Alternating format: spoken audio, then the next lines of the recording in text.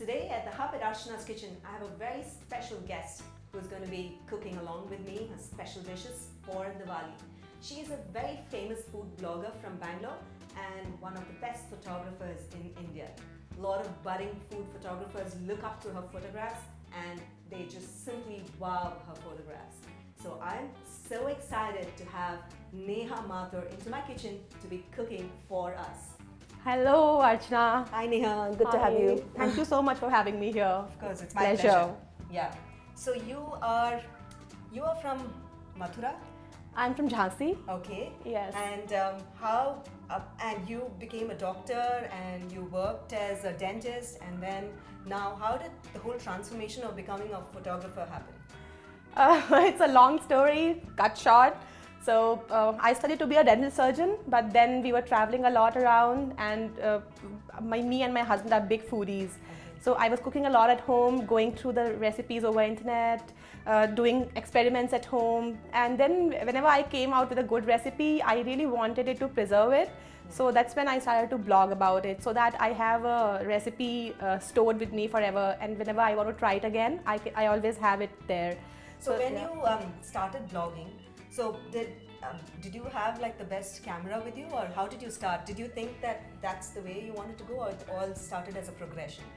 No, so when I started with an entry-level DSLR. Okay. So that's what I had that time. You started as a DSLR? Yeah, Wow. so I had an entry-level DSLR at that time, and that's how I started. Okay. But then when I browsed the internet and I came across some gorgeous pics with other food bloggers, I was really inspired to take better pictures. And that's when I started to study photography online. I used to take a lot of pictures, experiment with a lot of different kind of lights, and improve my photography. That's fantastic. I take inspiration from you. I look at her pictures, I look at her setup of how she does food styling, and I take inspiration from you. Do you know that? Thank you so much. And this is open in public. I made sure that I painted my wood because she did that, because I loved it, because I thought that brought in a lot of character into food photography. And you are a big inspiration for all of us. Continue to inspire us, and I'm so happy to have you here. Thank you so much, Archana. It's a big compliment for me. It's my pleasure to have you. So today we are going to cook two of your favorite dishes, and this is going to be special for Diwali. And one of the dishes that's going to be airing on this episode is Paneer Ki Kheer, Okay. which is a family favorite. Okay. So this dish is something new that I learned when I started to cook. So this is not a family recipe, but now since I started to make it, everybody in my family loves it. Okay. So it's a lovely. pretty simple recipe, few ingredients, and Fantastic. So Paneer Ki Kheer is something that I've never heard of. Aren't you really excited to see how to make the Paneer Ki Kheer? It seems to be protein rich and full of flavors. So let's dive right in and learn how to make Paneer Ki Kheer. Now to begin making the Paneer Ki Kheer, we have a fairly simple set of ingredients here, right? yes. So we have some chana, we have some milk, sugar, kesar and pista. That's it. And that's it. So here for the chana, I already made it. I did a shortcut. That's fantastic. If you can just tell us how to quickly make the chana, that would be helpful for the users. Chana is pretty easy to make. So what you do is just boil a liter of milk in a heavy bottom pan. Once the milk comes to a boil, squeeze in a lemon. And then just let it boil for a minute and switch off the heat, let it rest for 5 minutes, and then just strain the chana. The milk that curdles up after you put the Yes, lemon, and exactly. then you strain it. Exactly. And then that's your fresh chana. Exactly. So that's it. Yes. It's so simple. It's so simple. So now to begin, first we have to boil. Now that we have the chana ready, we have to condense the milk. Yes. So what is the process? So we pour the milk in a heavy bottom pan and let it reduce till half. Okay. And that's when we add our chana to it. So we bring the milk to a brisk boil. And then just simmer the heat to a low. And so it takes about 20 to 25 minutes for the entire milk to reduce and then come down. Yes. Right? Okay. Perfect. So I see that the milk is boiling, and at this stage we reduce the heat. And let it reduce till it almost half of the quantity that we poured. Okay. So half of the quantity of the milk. So if it's Yes. 1 liter of milk, it comes should to be about half liter. half liter of Yes. milk. And make sure that you keep stirring the milk as it's reducing occasionally. And another tip that I learned was from my grandmother was to place a ladle in the milk when it's boiling, so it doesn't overflow at any point in time. That's a nice tip. Yeah, and because and also when you keep stirring, it doesn't get stuck at the bottom of the pan, and it doesn't get a burnt. The milk doesn't burn. Right? Yeah. So when you place a ladle in it, it doesn't overflow even if your heat is not controlled. Your zada ho, you come home and it's fantastic tip. Yeah. So now let's wait. It takes about 20 to 25 minutes for the entire milk to reduce. Yes. So we'll just wait until then.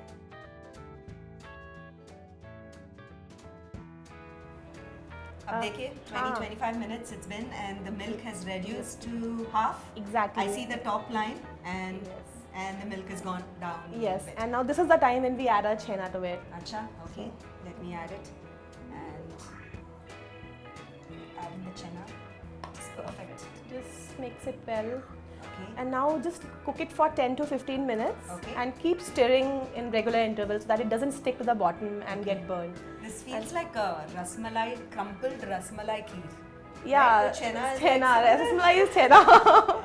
So almost similar, but yes. Similar. And I think we can add a saffron to it now as well. And then we'll absorb the flavors and the color will come out really nice and did I overdo it? But that's fine. Oh, lovely. I can smell the flavors coming through of the condensed milk, the chena and the saffron. Fantastic. Love it. And when do we add the sugar? Later? Much later? Yeah, so let's cook it for 10 to 12 minutes and then we'll add the sugar and cardamom powder.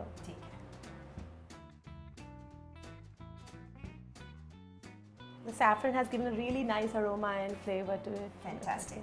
And Abhi? So Abhi will add the sugar and cardamom powder and give it a quick mix so that the sugar dissolves. And add sugar according to your taste. And we like less sugar, right? Yes. And so we generally add less sugar. The recipe has less sugar. So if you like your kheer to be sweet, go ahead and sweeten it a little more. And if you like it to be less sweeter than what we have done, you can add go less ahead. Sugar. Okay. Next, so now we have some freshly powdered cardamom. Okay.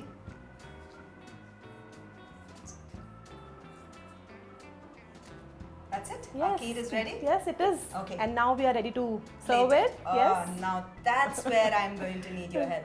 So looking forward to see how you're going to show us the tips and tricks of how to take a great photograph and how to serve it really beautifully on a bowl. Plating is an important aspect of serving food. It's just not for, clicking good pictures, but also when you're having some friends and family for lunch or dinner, you want to make sure that the food that you serve on your table looks really nice. And that's where we have our expert who's going to show us how to plate beautifully, not just to click good pictures, but also to make sure your food looks appetizing. Neha, over to you. Sure, Archana. This is your table now. Yeah. And so the first step in plating the food is you must make sure the food doesn't spill on the sides of the bowl. So be really careful in pouring the food from the main pan to the serving bowl so that it doesn't spill on the sides.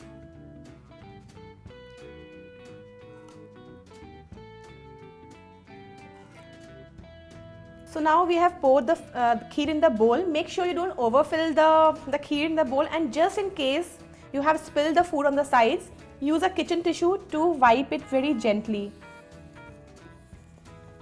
Serving a bowl which is clean is a very important aspect of serving food in a good way. And now the garnishing part. So I usually like to do a balance of colors. So this kheer is little light yellowish in color. So I have used a black bowl, and on top of it we'll use a dark green pistachio garnishing. So we have chopped the pistachio into small bits and we'll just sprinkle them on the top gently. And now we'll sprinkle some rose petals on top to give it a nice contrast of color. Just a few. And they also add to flavor? Rose petals? A little bit, but we don't want to overdo the rose petals because they're slightly bitter in taste. So yes. Perfect. Oh, these are perfect for garnish. And a little, few strands of saffron will make it look really rich. Oh, look at that. If it was me, I would just take. Yeah, so one strand at a time and just distribute them all over so that they're not clustered at one place. Perfect. You're taking so much of an effort, delicately placing all the saffron. Loved it. Thank you. And now if you want to do a photo shot for it, I would have sprinkled a little bit of chopped pistachios on the tray as well, like this. And a couple of saffron strands here. So essentially what you would use is the ingredients that went into the dish would be placed around. Exactly. Ah, So that nice kind tip. of helps you create a story Yes. about the dish. Okay, fantastic. Loved it. Thank you so much, Neha, for showing us how to plate a dish beautifully and for food photography as well as serving. And we look forward to having you at our next episode where we're going to show you something fun, something savory, and we all love it as a tea time snack.